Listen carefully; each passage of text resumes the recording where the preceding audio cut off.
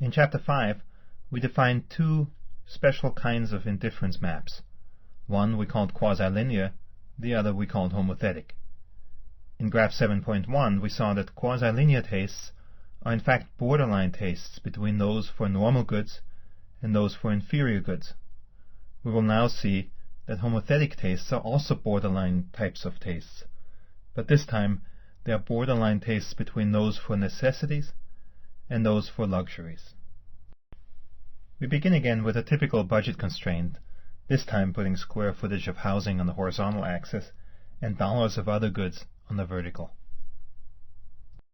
We then again imagine an increase in income that shifts the original blue budget constraint parallel out to the new magenta budget constraint.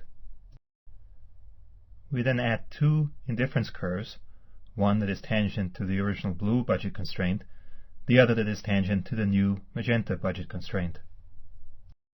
Recall that tastes are homothetic if the marginal rate of substitution, the slope of the indifference curves, doesn't change along any ray from the origin.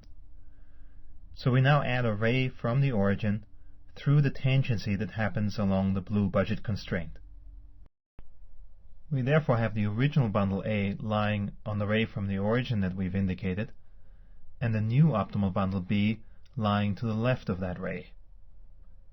If bundle B had fallen on that ray, we could have concluded that when income increased by a certain percentage, our consumption of housing and our consumption of all other goods increased by the same percentage.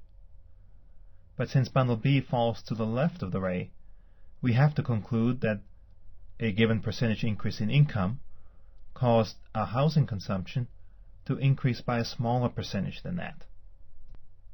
This makes housing a necessity, a good whose consumption increases by a smaller percentage than income.